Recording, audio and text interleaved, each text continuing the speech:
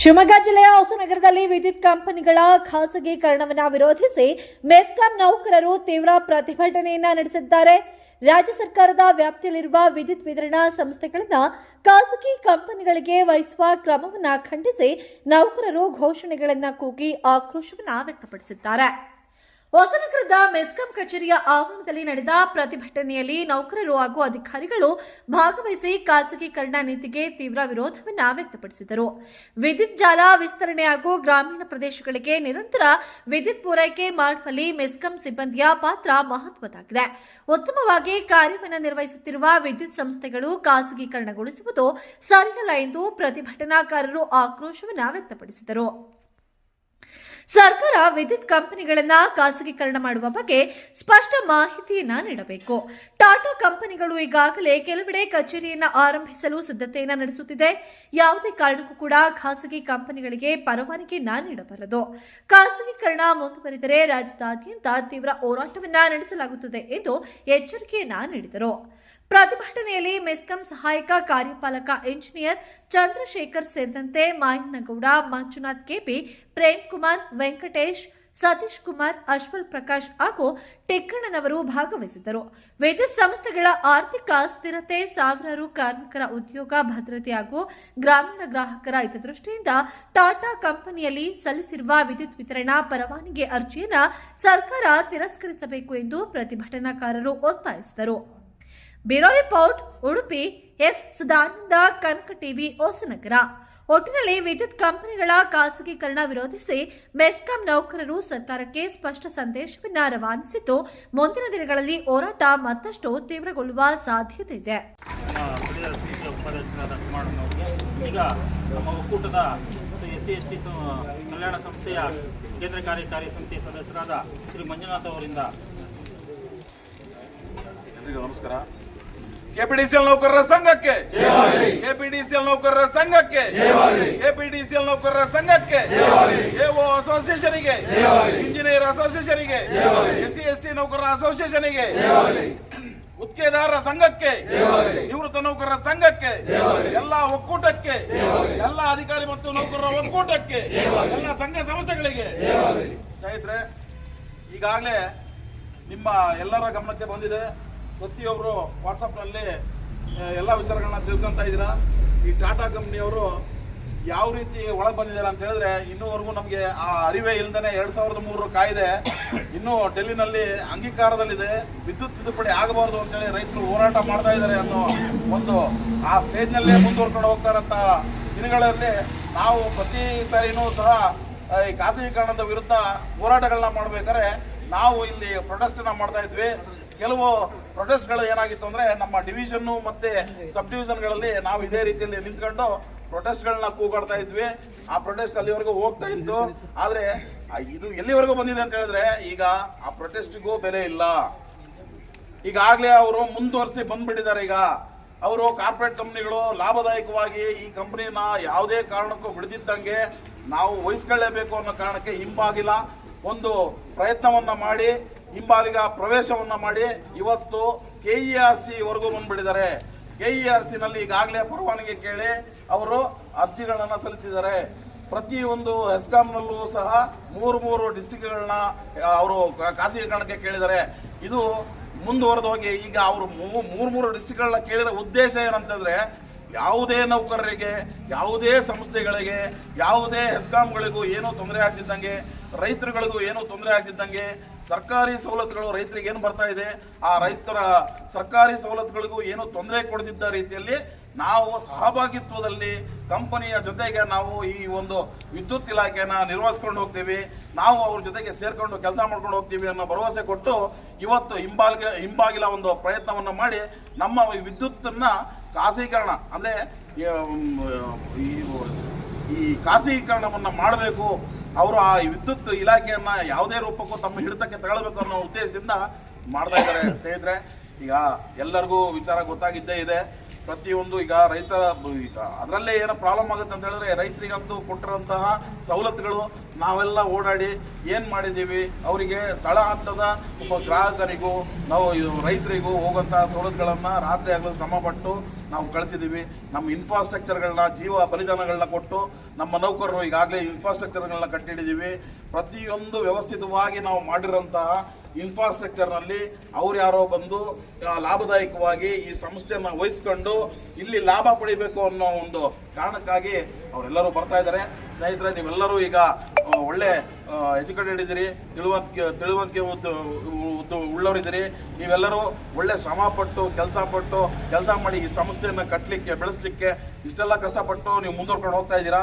ಈ ಸಂದರ್ಭದಲ್ಲಿ ನಾವು ನಮ್ಮ ಕರ್ತವ್ಯ ಏನಂತ ಹೇಳಿದ್ರೆ, ಈ ಸಂಸ್ಥೆನಲ್ಲಿ ನಾವು ಕೆಲಸ ಮಾಡ್ತಾ ಇರ್ಬೇಕಾದ್ರೆ ಈ ಸಂಸ್ಥೆಗೆ ಏನೋ ಒಂದು ತೊಂದರೆ ಬರ್ತಾ ಇದೆ, ಈ ಸಂಸ್ಥೆಗೆ ಏನೋ ಒಂದು ಯಾರೋ ಕಾರ್ಪೊರೇಟ್ ಕಂಪ್ನಿಯವರು ಬಂದು ಈ ಸಂಸ್ಥೆಯನ್ನು ತಗೊಳ್ತಾ ಇದ್ದಾರೆ, ಮುಂದಿನ ನಮ್ಮ ನೌಕರರ ಸೇವಾ ಭದ್ರತೆಗೆ ಬುನಾದಿ ಇಲ್ದಂಗೆ ಆಗುತ್ತೆ, ನಮ್ಮ ಸೇವೆಗೆ ಒಂದು ಬೆಲೆ ಇಲ್ದಂಗೆ ಆಗುತ್ತೆ, ನಮ್ಮ ಒಂದು ಜೀವ ಬಲಿದಾನಕ್ಕೆ ಬೆಲೆ ಇಲ್ದಂಗೆ ಆಗುತ್ತೆ. ನಾವು ಇಷ್ಟೆಲ್ಲ ಕಷ್ಟಪಟ್ಟಿರೋಂಥ ಈ ಒಂದು ಸಂಸ್ಥೆ ಖಾಸಗೀಕರಣಕ್ಕೆ ಹೋಗುತ್ತಂದರೆ ಹೋರಾಟ ಅನಿವಾರ್ಯ ಆಗುತ್ತೆ. ಖಾಸಗೀಕರಣದ ವಿರುದ್ಧ ಹೋರಾಟ ಮಾಡಲಿಕ್ಕೆ ಈಗಾಗಲೇ ಫೆಡರೇಷನ್ನು ಕರೆ ಕೊಟ್ಟಿದೆ. ಪ್ರಥಮ ಹಂತದಲ್ಲಿ ಅವ್ರು ಏನು ಕೊಟ್ಟಿದ್ದಾರೆ, ನಮ್ಮ ಫೆಡರೇಷನ್ ಅವರು ಸೆಂಟ್ರಲ್ನವ್ರು ಏನು ಹೇಳಿದ್ದಾರೆ ಅಂತ ಹೇಳಿದ್ರೆ, ನೋಡಿ ನಿಮ್ಮ ಹಂತದಲ್ಲಿ ಪ್ರತಿಯೊಂದು ರೈತ ಸಂಘ ಮತ್ತು ಗ್ರಾಹಕರ ಮನೆಗೆ ಹೋಗಿ ಇಲ್ಲಿ ಆಗುವಂತಹ ಅನಾನುಕೂಲಗಳು, ಖಾಸಗಿಯವರು ಬಂದಾಗ ಆಗುವಂತಹ ತೊಂದರೆಗಳನ್ನು ಅವರಿಗೆ ಮನವರಿಕೆ ಮಾಡಿ ಅವರಿಂದ KERCಗೆ ಒಂದು ಅಪ್ಲಿಕೇಶನ್ನ ಕೊಟ್ಟು 23ನೇ ತಾರೀಕಿನೊಳಗೆ ಅಬ್ಜೆಕ್ಷನ್ಗಳನ್ನ ಕಳಿಸಿ ಪ್ರಥಮ ಹಂತದಲ್ಲಿ ಅದನ್ನು ನೀವು ಮಾಡಿ ಅಂತ ನಮಗೆ ಸೂಚನೆಗಳನ್ನ ಕೊಟ್ಟಿದ್ದಾರೆ. ಹಾಗಾಗಿ ನಾವು ಫೆಡರೇಷನ್ ವತಿಯಿಂದ ಇವತ್ತೇನು ಸಾಗರದಲ್ಲಿ ನೆನ್ನೆ ಮಾಡಿದ್ದೀವಿ ನಿಮಗೆಲ್ಲರಿಗೂ ಗೊತ್ತಾಗಿರಬೇಕು.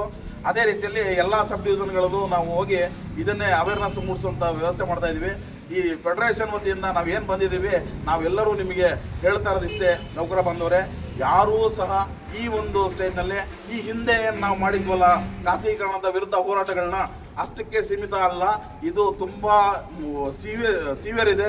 ಕಾರ್ಪೊರೇಟ್ ಕಂಪ್ನಿಯವರು ಗೊತ್ತಿದೆ ನಿಮಗೆ, ಕೋಟಿಗಟ್ಟಲೆ ದುಡ್ಡಿದ್ದಂಥವ್ರು ಎಲ್ಲದನ್ನು ಅವರು ವಶಕ್ಕೆ ತಗೊಳ್ಳೋದು ಬೇರೆ ದೊಡ್ಡ ವಿಚಾರಣೆ ಆಗಿರಲ್ಲ. ಇದರಲ್ಲಿ ಸುಮಾರು ದೊಡ್ಡ ಕೈಗಳು ನಡೀತಾ ಇದೆ ಅಂತ ಕಾಣಿಸುತ್ತೆ. ಅದಕ್ಕಾಗಿ ನಮ್ಮ ಮನೆ ಬಾಗಿಲಿಗೆ ಈಗಾಗಲೇ ನಗರಸಭೆಗೆ 729 ಪೇಜ್ಗಳ ಒಂದು ಬುಕ್ಲೆಟ್ ಬಂದು ಹೋಗಿದೆ ಅವ್ರದ್ದು.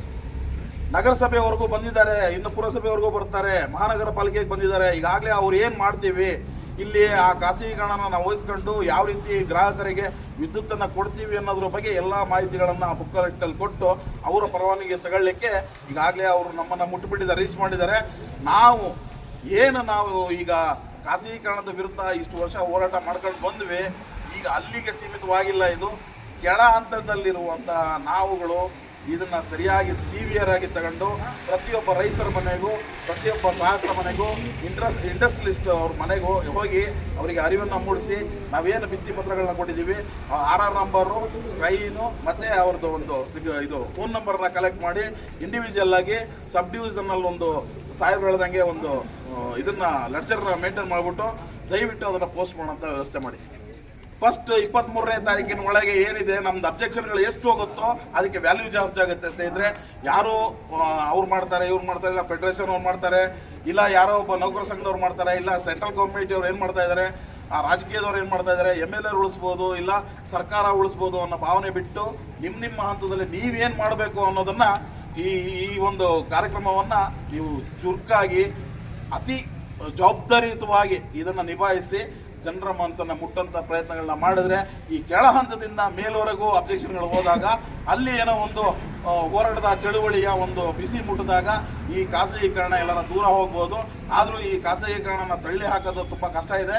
ಕಾರ್ಪೊರೇಟ್ ಕಂಪ್ನಿಗಳ ಸುಲಭ ಅವತ್ತೇನಾಗಬೇಕು ಅಂತಂದರೆ ನಾವೆಲ್ಲ ಮತ್ತೆ ರೈತರು ದಂಗೆ ಹೇಳ್ತಾರೆ. ಹಾಗಾಗಿ ರೈತರಿಗೆ ವಿಚಾರವನ್ನು ಮೊದಲನಾಗೆ ಮುಡಿಸ್ಬೇಕು. ನಿಮಗೆ ಯಾವುದೇ ಕಾರಣಕ್ಕೂ ಮುಂದಿನ ದಿನದಲ್ಲಿ ಅಭ್ಯರ್ಥಿಗಳಿಗೆ ನಿಮಗೆ ಯಾವುದೇ ಸಬ್ಸಿಡಿ ಸಿಗಲ್ಲ, ಗೃಹ ಜೊತೆ ಹೋಗುತ್ತೆ. ನಾವು ಫಸ್ಟ್ ಇವತ್ತು ಅಪ್ರೋಚ್ ಮಾಡ್ತಿರ್ತಾರೆ ರೈತರನ್ನ, ಇವತ್ತು ಗ್ರಾಹಕರನ್ನ ಅವರಿಗೆ ಗುಣಮಟ್ಟವಾಗಿ ಇವತ್ತು ಯಾವ ಥರ ಸರ್ವಿಸ್ ಕೊಡ್ತಾ ಇದೀವಿ ನಾವು, ಆ ರೀತಿ ಸರ್ವಿಸ್ ಸಿಗಲ್ಲ. ಪ್ರೀಪೇಡ್ ರೇಟ್ ಹಾಕ್ತಾನೆ ಇವತ್ತು ನೋಡಿ ಕರೆನ್ಸಿ ಆ ದಿನ ಅದೇ ಹೇಳ್ತಾ ಸತೀಶ್ ಹೇಳಿದಂಗೆ 99 ರೂಪಾಯಿಗೆ ನಿಮಗೆ ಆಫರ್ ಆಗಿ ಕೊಟ್ಟ ಜಿಯೋ. 1.5 GB 5 GB ಫ್ರೀ ಎಷ್ಟು 1 ತಿಂಗಳ. ಇದಕ್ಕೆ ನಾವೆಲ್ಲ ಬಂದ್ಬಿಟ್ಟಿವಿ, ಎಡಿಟ್ ಆಗ್ಬಿಟ್ಟಿವಿ. ಇವತ್ತು ನಮ್ಮ ಹತ್ರ ಜಿಯೋ ಎಲ್ಲ ಇಲ್ಲದೇ ಇರೋ ನೌಕರಿ ಇಲ್ಲ ಇವತ್ತು ಜಿಯೋ ಇಲ್ಲದೆ ಇರೋದು.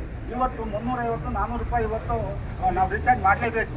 ಯಾಕಂದರೆ ನಾವು ಅದು ಅಡಿಟ್ ಆಗಿಬಿಟ್ಟಿವಿ, ಎಲ್ಲ ನೆಟ್ವರ್ಕ್ ನಾವು ಮಾಡ್ಕೊಬಿಟ್ಟಿವಿ. ಇವತ್ತು ನಮ್ಮ ಸಂಬಂಧಿಕರಿರ್ಬೋದು, ಇಲಾಖೆ ನೌಕರರು ಎಲ್ಲರೂ ಕೊಡ್ತೀವಿ. ಈ ವ್ಯವಸ್ಥೆ ಆಗ್ತಿದೆ ನೌಕರರು ಬಂದರೆ. ಹಾಗಾಗಿ ನಾವು ಏನು ಮಾಡ್ಬೇಕಂತಂದ್ರೆ ಈಗ ಗ್ರಾಹಕರ ಸಂಘ ಸಂಸ್ಥೆ ಇವನ್ನೆಲ್ಲ ಫಸ್ಟ್ ಅಪ್ರೋಚ್ ಮಾಡಲೇಬೇಕು. ನಾವು ನಮ್ಮ ಜವಾಬ್ದಾರಿ ಆಗಿದೆ, ನಮ್ಮ ಬೆಳೆಗಳ ಪ್ರಶ್ನೆ ಆಗಿದೆ. ನಾವು ಇವತ್ತು ನದಿ ಕೆರೆ ಪ್ಲಸ್ ದರದ ಮೇಲೆ ನಿಂತಿದ್ವಿ. ನಾವು ಕೆರೆ ಬೀಳ್ತೀವಿ ಅಂತ ಗೊತ್ತಿಲ್ಲ, ದರದಾಗೆ ನಿಂತೀವಿ ಅಂತ ಗೊತ್ತಿಲ್ಲ. ಆ ಸಂಕಟದಲ್ಲಿ ನಾವಿದ್ದೀವಿ. ಇದನ್ನು ನಾವು ಮೊದಲನೇ ಹಂತ ಏನಪ್ಪ ಅಂದರೆ ನಾವು ಈಗ ನಾವು ಮಾಡ್ತಿರೋದೇ ಫಸ್ಟು ಗ್ರಾಹಕರು ಹತ್ರ ಹೋಗ್ಬೇಕು. ನಾವು ಈಗ ಅಪೇಕ್ಷಣ ಪತ್ರವನ್ನು ನಮ್ಮ ಸಲ ಒಬ್ಬೊಬ್ಬ 100 ಕನಿಷ್ಠ 150ರಿಂದ 100 ಇವನ್ನ ನಾವು ಅಪೇಕ್ಷೆಯನ್ನು ಅವರ ಆಧಾರ್ ನಂಬರ್ ಇರ್ಬೋದು, ಅವರ ಇದು ಪೂರ್ಣ ವಿಳಾಸ ಮತ್ತು ಹಾಕಲೇಬೇಕು. ಫೈಲ್ ಇರ್ಬೋದು, ಅವರೆಲ್ಲರೂ ರೈತರು ಇರ್ಬೋದು, IP ಸೆಕ್ಟರ್ ಇದನ್ನು ಹಾಕಿ ಎಲ್ಲ ಅಪೇಕ್ಷಣ ಪತ್ರ ಇದ್ದಾವೆ. ಒಂದಲ್ಲ 2-3 ಥರ ಇದ್ದಾವೆ. ಕೆಲವು ಒಂದೇ ಥರ ಮಾಡಬೇಡಿ, ಎಲ್ಲ ಇದು ಮಾಡಿ ಅಪೇಕ್ಷಣ ಪತ್ರವನ್ನು ಕೊಡೋ ವ್ಯವಸ್ಥೆ ಮಾಡಿ ನೌಕರರು ಬಂದವರೆ. ಇಲ್ಲ ಅಂತಂದರೆ ಮುಂದಿನ ದಿನ ಭಾರಿ ಕಷ್ಟಕರ ದಿನಗಳು ಬರ್ತಾ ಇದ್ದಾವೆ. ಹಾಗಾಗಿ ನಾವು ಒಗ್ಗಟ್ಟಾಗಿಲ್ಲ ಅಂತ ಅಂದರೆ ನಾವು ಇವತ್ತೆಲ್ಲೋ ಕೈ ಚೆಲ್ಕೊಂಡಿವಿ. ನಮ್ಮ ಮನಸ್ಸಿಗೆ ಯಾರೋ ಮಾಡ್ತಾರೆ, ಸಂಘ ಐತಿ, ಏನೋ ಮಾಡ್ತಾರೆ. ಅಧಿಕಾರಿಗಳ ಮೇಲ್ಗಡೆ ಲೆವೆಲ್ಗೆ ಸಂಘ ಇದ್ದಾರೆ, ಮಧ್ಯದಲ್ಲಿ ಅಧಿಕಾರಿಗಳಿದ್ದಾರೆ, ಕೆಳ ಹಂತದ ಕೆಳಗಡೆ 6.9 ಇದೆ, ಇತರೆ ಒಕ್ಕೂಟಗಳಿದ್ದಾವೆ, ಏನೋ ಮಾಡ್ತಾರೆ ಅಂತ ಹೇಳಿ ನಾವು ನೋಡ್ತಾ ಇರೋದಲ್ಲ. ನಮ್ಮ ಪ್ರಯತ್ನವನ್ನು ನಾವು ಮಾಡಲೇಬೇಕು. ನೌಕರರು ಬಂದರೆ ಇದು ನಮ್ಮ ಅಳಿವಿನ ಪ್ರಶ್ನೆ ಆಗಿದೆ. ನೌಕರರು ಬಂದರೆ ಇನ್ನೂ ನಾವು ಹೇಳ್ಬೇಕಂದ್ರೆ ನಮ್ಮ ಸಂಘ ಇದು ಏನು 17ನೇ ತಾರೀಕಿಗೆ ಒಂದು ಒಕ್ಕೂಟದ ಸಭೆ ಇದೆ ಇಲ್ಲಿ ಬೆಂಗಳೂರಲ್ಲಿ. ಎಲ್ಲ ಒಕ್ಕೂಟದಿಂದ ಒಂದು ನಿರ್ಣಯ ಅಂತ ಅಂತಾರೆ. ಆ ನಿರ್ಣಯ ಬರೋವರೆಗೂ ನಾವು ಯಾವುದೇ ಸರ್ಕಾರದ ಪ್ರತಿಭಟನೆ ಆಗಲಿ, ಸರ್ಕಾರ ವಿರುದ್ಧ ಒಂದು ಘೋಷಣೆಗಳನ್ನಾಗಲಿ ಯಾವುದನ್ನು ಮಾಡೋಂಗಿಲ್ಲ. ನಮ್ಮ ರಾಜ್ಯದ ನಮ್ಮ ಒಕ್ಕೂಟದ ಅಧ್ಯಕ್ಷರು ಏನು ಭರವಸೆ ಕೊಡ್ತಾರೆ, ಅವ್ರ ಭರವಸೆ ನಂತರ ನಾವು ಏನು ಕ್ರಮ ಕೈಗೊಳ್ತಾರೆ ಅದಕ್ಕೆಲ್ಲರೂ ನೀವು ಶತಸಿದ್ಧವಾಗಿ ಯಾವುದೇ ಎಲ್ಲೇ ಇದ್ದರೂ ನಾವು ಏನೇ ಇದ್ದರೂ ಅವತ್ತು ನಮ್ಮ ಉಳಿವಿನ ಪ್ರಶ್ನೆ ಇದೆ. ರಾಜ್ಯಾಧ್ಯಕ್ಷರು ಏನು ಮನವಿ ಕೊಡ್ತಾರೆ ಆ ಕರೆ ನೀವು ಒಕ್ಕೂಟ ಎಲ್ಲರೂ ಅವ್ರ ಜನ ಭಾಗವಹಿಸಲೇಬೇಕು. ಈಗಾಗಲೇ ಪ್ರತಿಭಟನೆ ಮಾಡಿದ್ರೆ ಸಂಘದ ಜೊತೆ ಒಕ್ಕೂಟದಿಂದ ಒಗ್ಗಟ್ಟಿನಿಂದ ಮಾತ್ರ ಸಾಧ್ಯ. ಎಲ್ಲರೂ ಒಕ್ಕೂಡಿ ಏನು ಇದೆ ಇದ್ರೆ ಮಾತ್ರ ನಾವು ಏನು ಯಾವುದನ್ನ ಪ್ರತಿಫಲ ಒಬ್ಬೊಬ್ಬರೇ ಹೋಗಿ ಏನೋ ಮಾಡಲಿಕ್ಕಾಗಲ್ಲ. ಆ ನಿಟ್ಟಿನಲ್ಲಿ ಇಟ್ಕೊಂಡು ಮುಂದಿನ ದಿನದಲ್ಲಿ ಎಲ್ಲ ಇವುದನ್ನು ಇವಾಗಲೇ ನಿಮ್ಮ ಒಬ್ಬೊಬ್ಬರು ಇವತ್ತಿನಿಂದಲೇ ಕೆಲವು ಎಲ್ಲ ಅಧ್ಯಕ್ಷ ಪದಗಳಿದ್ದೀವಿ. ನಿಮ್ಮ ವ್ಯಾಪ್ತಿಯಲ್ಲಿ ನಿಮ್ಮ ಸಂಘ ಸಂಸ್ಥೆಗಳು ಯಾರು ಶ್ರೀಶಕ್ತಿ ಸಂಘ ಇರ್ಬೋದು, ಊರಿನ ಕಮಿಟಿ ಇದ್ದಾವೆ, ನಿಮ್ಗೆ ಗೊತ್ತಿದೆ, ಕಮಿಟಿ ಅಧ್ಯಕ್ಷರಿದ್ದಾರೆ, ಊರಿನ ಮುಖಂಡರಿದ್ದಾರೆ. ಅವ್ರ ಹತ್ರ ಹೋಗಿ ಚರ್ಚೆ ಮಾಡಿ ಅವರೇ ಒಂದು ಕರೆ ಕೊಡ್ತಾರೆ. ಈ ಥರ ಇದೆಯಪ್ಪ, ಮುಂದಿನ ದಿನದಲ್ಲಿ ಬಂದಿದೆ, ನಮ್ಮ ರೈತರು ಕಂಪ್ಯೂಟರ್ ತಪ್ಪಾಗ್ತದೆ, ಈಗ ಆಗ್ತದೆ ಕೊಡೋದು ಬೇಡ, ಈಗ ನಮ್ಮ ಇಂಡಿವಿಜುವಲ್ ಕೊಡೋಣ ಅಂತ ಹೇಳಿ ಗ್ರಾಮ ಸುಧಾರಣಾ ಸಮಿತಿ ಅಧ್ಯಕ್ಷ ಇರ್ತಾರೆ. ಅಲ್ಲಿ ಊರಿನ ಒಂದು ಕಮಿಟಿ ಇರುತ್ತೆ, ಅವ್ರನ್ನ ಕರೆ ಕೊಟ್ಟಾಗ ಒಂದು ಗ್ರೂಪ್ಗಳಿರ್ತವೆ. ಆ ಗ್ರೂಪಲ್ಲೆಲ್ಲ ಸೇರಿಸ್ಕೊಂಡು ಒಂದು ವ್ಯವಸ್ಥೆ ಆಗುತ್ತೆ. ಇಷ್ಟನ್ನು ನೀವು ಮಾಡಿ ಅಂತ ಹೇಳ್ತಾ ನನಗೆ ವೇದಿಕೆಯಲ್ಲಿ ಮಾತಾಡಲಿಕ್ಕೆ ಅವಕಾಶ ಕೊಟ್ಟು ನಿಮ್ಮೆಲ್ಲರಿಗೂ ಒಂದು ನಾನು ಮಾತಾಡ್ತೀನಿ. ಅಧ್ಯಕ್ಷರು ದುರ್ಗಪ್ಪನವರಿಗೆ ಈಗ ನಮ್ಮ ಸ್ಥಳೀಯ ಸಮಿತಿಯ ಸಾಗರ ಸ್ಥಳೀಯ ಸಮಿತಿಯ ಉಪಾಧ್ಯಕ್ಷರಾದ ಕುಮಾರಣ್ಣವರಿಂದ ಒಂದೆರಡು KPCL ಎಂಪ್ಲಾಯೀಸ್ ಯೂನಿಯನ್ ಒಕ್ಕೂಟಕ್ಕೆ ಶಿಸ್ತು, ಶಾಂತಿ, ಏನೇ ಬರಲಿ ಏನೇ ಬರಲಿ. ಎಲ್ಲ ಅಧಿಕಾರಿ ನೌಕರ ಮಿತ್ರರೇ, ಈ ಹಿಂದೆ ಸಾಗರದಲ್ಲಿ ಒಂದು ಶರಾವತಿ ಕಂಪ್ನಿ ಅಂತ ಒಂದು ಸ್ಟಾರ್ಟ್ ಮಾಡಿದ್ರು. ಶೇರೆಲ್ಲ ಕಲೆಕ್ಟ್ ಮಾಡಿ ಶರಾವತಿ ಕಂಪ್ನಿನ ಒಂದು ಹುಟ್ಟು ಹಾಕ್ತಾ ಇದ್ರು ಇದೇ ರೀತಿ ಪ್ರೈವೇಟಾಗೆ. ಆ ಟೈಮ್ನಲ್ಲಿ ಏನೇನಾಗಿತ್ತು ಎಲ್ಲ ನೌಕರು ಒಗ್ಗೂಡಿ ರೈತ ಸಂಘಕ್ಕೆಲ್ಲ ಮನವರಿಕೆ ಮಾಡಿ ಏನೇನು ಮಾಡಿ ಮನವರಿಕೆ ಮಾಡಿ ಸಂಘದ ಉದ್ದೇಶಗಳೇನು ಲಾಭಾಂಶ ಪಡೆಯೋದಷ್ಟು ಬಿಟ್ಟರೆ ಈ ರೈತರಿಗೆ ಗ್ರಾಹಕರಿಗೆ ಉತ್ತಮವಾದ ಒಂದು ಸೇವೆಯನ್ನು ಕೊಡೋ ನಿಟ್ಟಿನಲ್ಲಿ ಇವರು ಬರ್ತಾ ಇಲ್ಲ. ಯಾಕಂದರೆ ನಾವು ಏನೇ ಒಂದು ಸರ್ಕಾರದ ಧ್ಯೇಯಗಳನ್ನು ಅವರು ನಮ್ಮ KPDCL ಸಂಸ್ಥೆಗೆ ವಹಿಸಿದಾಗ ಅದನ್ನು ಅಚ್ಚುಕಟ್ಟಾಗಿ ಚಾಚಕಪ್ಪದೆ ಸರ್ಕಾರದ ಧ್ಯೇಯಗಳನ್ನು ನಾವು ಪಾಲಿಸ್ಕೊಂಡು ಬರ್ತಾ ಇದ್ದೀವಿ. ಇದೇ ರೀತಿ ಪಾಲಿಸ್ಕೊಂಡು ಬಂದಿದ್ದೀವಿ. ಯಾವುದೇ ಒಂದಾಗಿ ಗೃಹಜ್ಯೋತಿಯನ್ನು ನೀವು ಮಾಡಿರಿ ಅಂತ ಹೇಳಿ ಅವರೊಂದು ಸಜೆಷನ್ ಕೊಟ್ಟಾಗ ಅದೇ ರೀತಿ ಗೃಹಜ್ಯೋತಿಯನ್ನು ಮಾಡಿದ್ವಿ. IP ಸೆಟ್ಟು ಸಹ ಇದೇ ರೀತಿ ರೈತರಿಗೆ ಸಬ್ಸಿಡಿ ಕೊಡ್ರಿ ಅಂತ ಹೇಳಿ ಆದೇಶವನ್ನು ಮಾಡಿದಾಗ ರೈತರಿಗೆ ಸಬ್ಸಿಡಿ ಅಕ್ರಮ ಸಕ್ರಮ ಪ್ರತಿಯೊಂದು ಹಂತದಲ್ಲೂ ಗೃಹಜ್ಯೋತಿ ಎಲ್ಲ ಹಂತದಲ್ಲೂ ಸಹ ಸರ್ಕಾರದ ಆದೇಶವನ್ನು ಏನು ನಮ್ಮ ಎಸ್ಕಾಂಗಳಿದ್ದಾವೆ ಪಾಲಿಸ್ತಾ ಬಂದೇವೆ. ಅದೇ ಈಗ ಏನು ಖಾಸಗಿ ಕಂಪ್ನಿಗಳು ಬಂದರೆ ಏನಾಗುತ್ತೆ ಅಂದರೆ ಈ ಎಲ್ಲ ಏನು ಬಂಗಾರಪ್ಪನವರು ರೈತರಿಗೆ ಫ್ರೀಯಾಗಿ 10 HP ಕರೆಂಟನ್ನು ಕೊಟ್ಟಿದ್ರು. ಅದಲ್ಲದೆ ರೈತರು ಏನು 2 IP ಸೆಟ್ಟನ್ನು ಜಾಸ್ತಿ ಹಾಕ್ಕೊಂಡು ಇದು ಮಾಡ್ತಿದ್ರು. ಅದಕ್ಕೆ ಯಾವುದೋ ಅಬ್ಜೆಕ್ಷನ್ ಮಾಡ್ತಾ ಇಲ್ಲ ನಮ್ಮ ಇದರಿಂದ. ನೆಕ್ಸ್ಟ್ ಅವ್ರು ಬಂದರು ಅಂದರೆ ಏನು ಅವ್ರದ್ದು 10 HP ಇದೆ ಅದನ್ನು ಇಡ್ತಾರೆ, ಉಳಿದವನ್ನ ಕಟ್ ಮಾಡ್ತಾನೆ ತೆಗಿತಾರೆ. ಯಾಕಂದರೆ ಸರ್ಕಾರದಿಂದ ಬರ್ತಕ್ಕಂಥ ಅನುದಾನ ನಿಲ್ತು ಅಂದರೆ ಇಲ್ಲಪ್ಪ ನನಗೆ ಬರ್ತಾ ಇಲ್ಲ, ನೀನು ದುಡ್ಡು ಕಟ್ಟು ಇಲ್ಲ ಕನೆಕ್ಷನ್ ತಗೋ ಅಂತ ಹೇಳಿ ಆ ನಿಟ್ಟಿನಲ್ಲಿ ಈ ಖಾಸಗಿಯವರು ಫಸ್ಟ್ ಏನು ಹೇಳ್ತಾರೆ ಅಂದರೆ ನಾವಿಲ್ಲ ನಿಮಗೆಲ್ಲ ಸವಲತ್ತನ್ನು ಕೊಡ್ತೀವಿ, ಗೌರ್ಮೆಂಟವ್ರು ಏನು ಹೇಳಿದ್ರು ಕೊಡ್ತೀವಿ ಅಂತ ಬರ್ತಾರೆ. ಹಂತಂತ ಒಂದೊಂದೇ ಬರ್ತಕ್ಕಂಥ ಎಲ್ಲ ಬೆನಿಫಿಟ್ಗಳನ್ನು ಕಟ್ ಮಾಡ್ತಾ ಬರ್ತಾರೆ ಇವರು ಖಾಸಗಿಯವರು. ಇದೇ ಮೊದಲ ಧ್ಯೇಯ ಉದ್ದೇಶ. ಅವ್ರು ಎಲ್ಲರನ್ನೂ ಈಗ ಕಾಂಟ್ಯಾಕ್ಟ್ ಮಾಡ್ತಿದ್ದಾರೆ.